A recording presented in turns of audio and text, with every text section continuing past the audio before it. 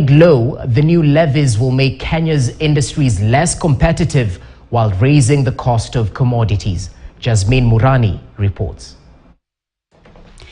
Kenyans continue to give their input on the expected impact of the finance bill on the cost of living in hopes that Parliament will take their views into consideration when preparing or approving the final bill. The private sector, led by the Kenya Private Sector Alliance and the Kenya Association of Manufacturers, appeared before the Departmental Committee on Finance and National Planning on Wednesday, taking issue with various aspects of the bill. First on the agenda was a proposal to harmonize VAT on petroleum products from the current 8% to 16%, which, according to the private sector, will result in a 12 shilling increase in the cost of fuel.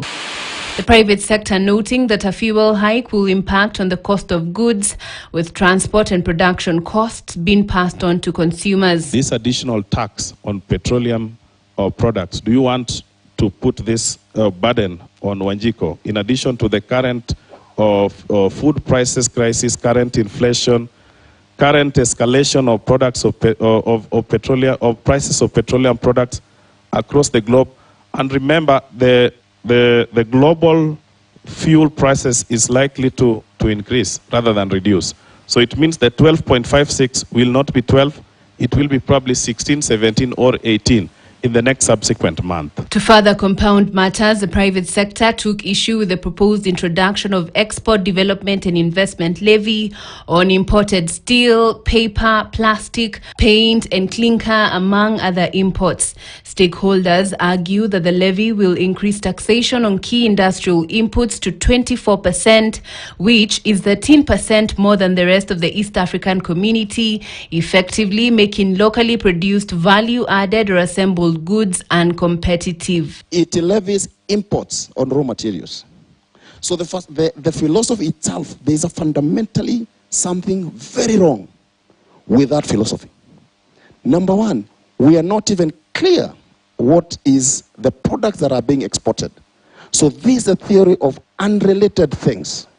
One, you levy raw materials and intermediate products for local production, which should not ever be there. The private sector also raised concerns over the proposal on tax disputes with KRA, requiring parties to pay 20% of the disputed amount before the dispute is adjudicated. This will create a very uncertain environment for business. It will defeat the attractiveness of Kenya as an investment destination.